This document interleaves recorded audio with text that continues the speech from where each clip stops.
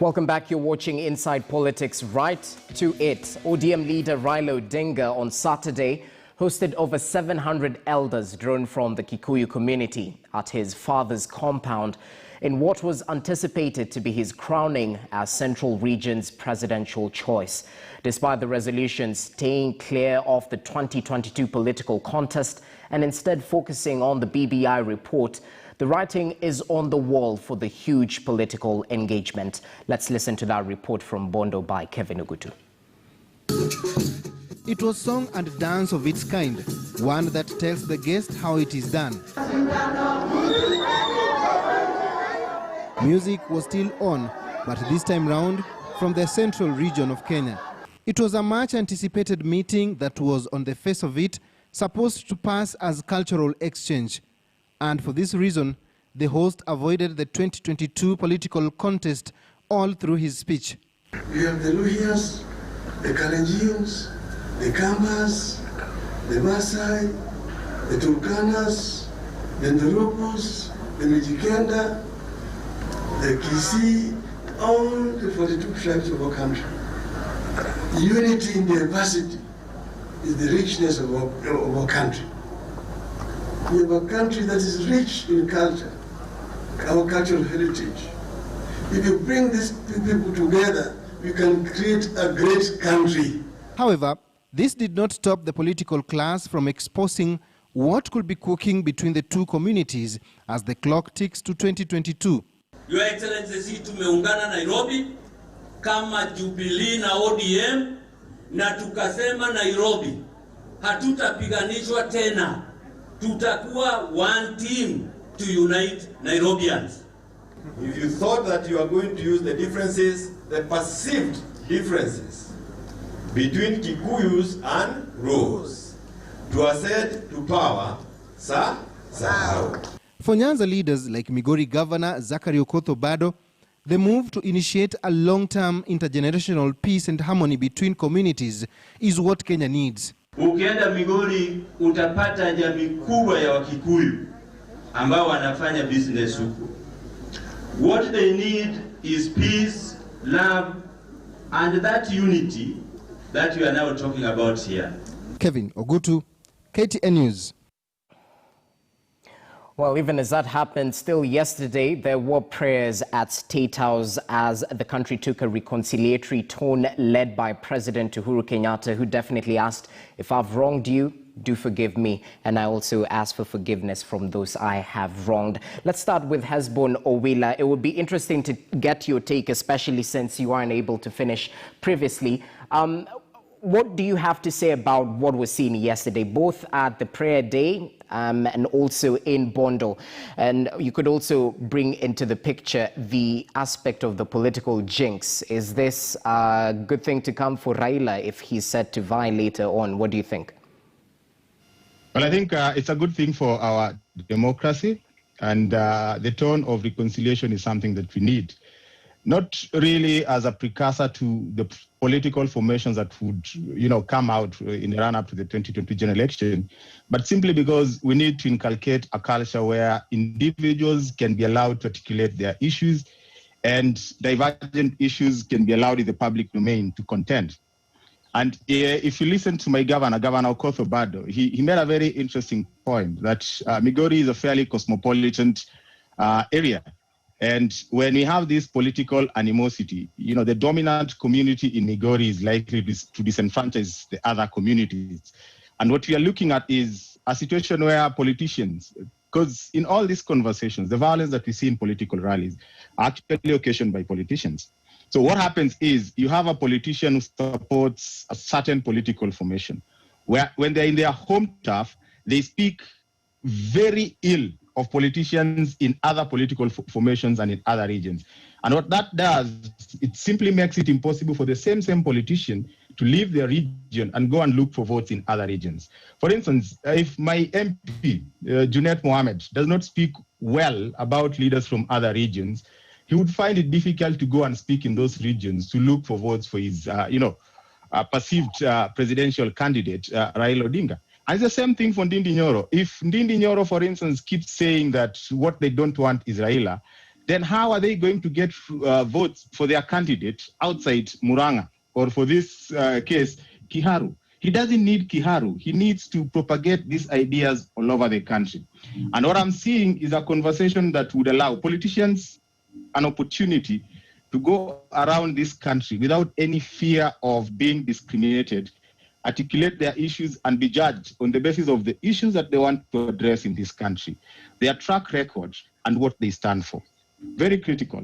Now, personally, I don't see why people should focus so much on these tribal groupings and all that. I was born in Nandi. I grew up in Migori, Suna East. I was taught the Kijaluo that I speak by Mohamed Ibrahim and Mwangi Wazo. One is Kikuyu, the other one is Somali. So when we sit in Migori, we would expect a situation where the political environment is so conducive that William Ruto can come to Migori, address himself to issues, and we judge William Ruto on the basis of what William Ruto can do for the people of Migori and Kenyans. And the same thing, if inculcated in the rest of the country, will deal with all these issues of political violence. All right, Husband Wheeler seem to have lost the communication once again. Let me bring in Mark Bichachi. Public rally is turning chaotic. Finished. All right, many thanks, Husband Wheeler. Mark Bichachi, issue-based politics is very important. What does this speak, what we saw yesterday in terms of the reconciliatory tone, in terms of the grouping that we saw in Bondo? What does this speak of our politics going forward? Are you happy with where we're going? On this one, I wrote an article about how Kenya needs to have a cultural exchange, because it is very hard to hate that which you understand. The tribal hate we have is simply because we do not understand each other's culture, and we've not invested time and effort to have different tribes meet. Indeed, many pundit has opined that the problem is a lot of the tribal solutions are brought from the top down. So usually we say that we are trying to unite the country by bringing Mudavadi and Raila and Kalonzo in one grouping, and trying to bring Ruto and Uhuru in one grouping. This is, for me, a breath of fresh air. When we see 700 people travel all the way from central Kenya to go to Nyanza to celebrate their cultures, that is something that we need to applaud. Now, it is unfortunate that we try and infuse politics in everything we do in this country. But be that as it may, this is one of the most beautiful things that I have seen. The cultural exchange was amazing. And how serendipitous was it that at the same time, at State House, Ole Sapit was talking about how the ostrich gathers her chicks together to protect, that while the male is going out there to fight the enemy, the ostrich is gathering the chicks together. Now, one of the things that we need to learn to do as a country is to come together to face common issues, because the truth of the matter is the issues that affect us unite us more than they divide us, which is why we need to run away from divisive politics.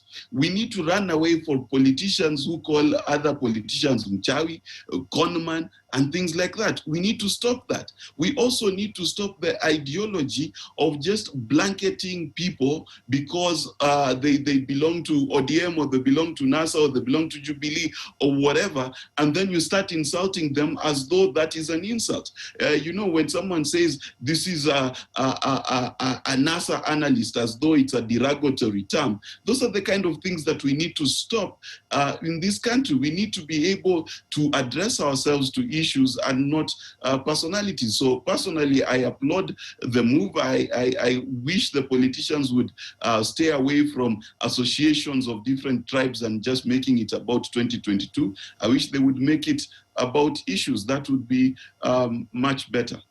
Right, Dismas Mukua, something Mark said, we associate politics with everything we see. Might we be reading a little bit too much into it when we target the apology from the president? These words were directly hinted towards Deputy President William Ruto, who was there, by the way. What do you make of all this and what transpired yesterday?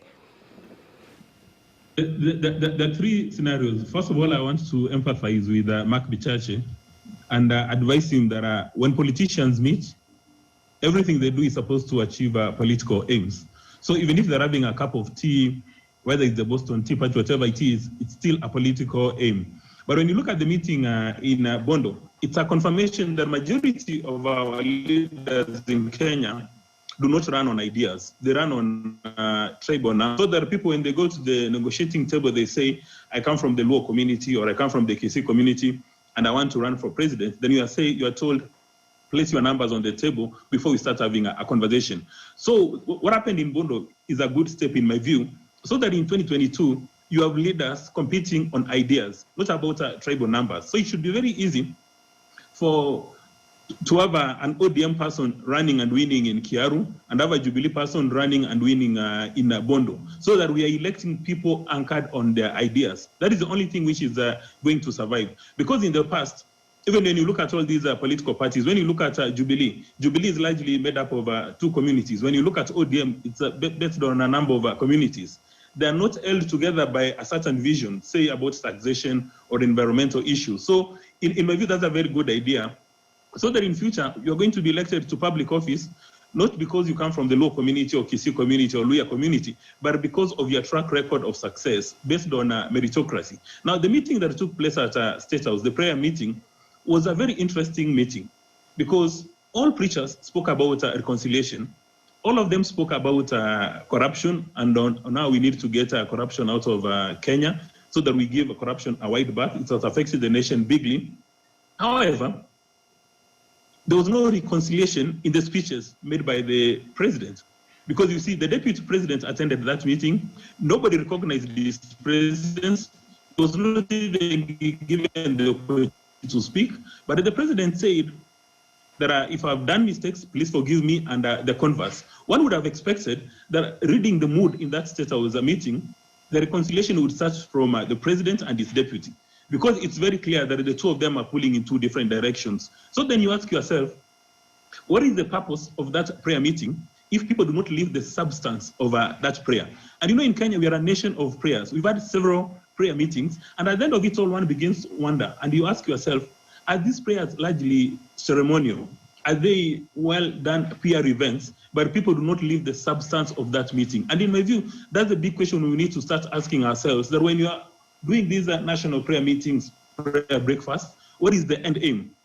Those preachers, Bishop Maria, all of them, they spoke very well, and you expected that the politicians are going to live by the substance. But as soon as you're done with that meeting, this week you'll hear politicians running all over town, doing razzmatazz politics, insulting each other. Then you begin to wonder, why in the first instance do they attend those political meetings? Or rather, why do they attend those political prayers? And in my view, we should stop playing around with prayers and ensure that when we go for those prayers, we are actually accepting liability that we have sinned, and we are seeking God's blessings. And you know, listening to those meetings, you expected a very different outcome, but the outcome is just the status quo, people insulting each other, people calling each other names, and we are not making progress. Kipchumba, we well know words without actions. I mean, it's dead. Nothing definitely transpires out of that. What do you make of the reconciliatory tone that has been sparked throughout this week in regards with the Huduma Day and the National Prayer Day, what we've seen in Bondo, knowing very well that Monday, politics will be back to normal, quite vigorous, if I may use those words? You know, Jesse, I am a born Christian, and I am at a point I've largely been a Sunday school teacher. So when we talk about prayer, I talk about it with a lot of humility. But if we were talking about whatever transpired over the weekend in a biblical sense, and Kenyans had an opportunity, or King James was around when this is happening, he will have summed it up with the words of James 4:3, which say, you pray but you do not get, because your prayers are towards other things. Why do I say so? Why will we create hypocritical prayers in a nation whereby we first of all need to forgive each other? If the deputy president and the president cannot forgive each other, how can Kenyans of ordinary ordinary stance, forgive each other. Forgiveness needs to stand from forgiveness, and repentance and all these things starts from an individual point of view. We cannot just talk about a prayer week when we are tear gassing a church. We cannot talk about a prayer week when we are financing side shows and these boogeyman politics. We cannot talk about having a prayer in the middle of what I'll term as political divorce proceedings. You do not read verses for divorce proceedings. You allow it to run its course. What we are witnessing currently in Jubilee is a divorce proceedings. We need to shorten the discourse about it. And even if you read the mood yesterday at that prayer, at the national prayer table, you will realize that there was a tense mood between the deputy president and the president. And that is why I call this hypocritical. The other thing is this.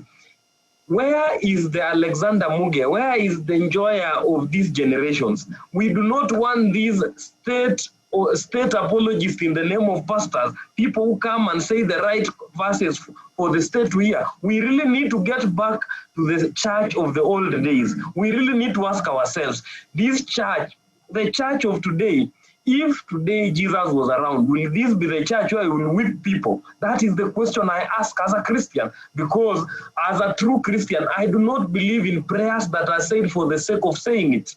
Sorry for sounding like a preacher, but as a finality,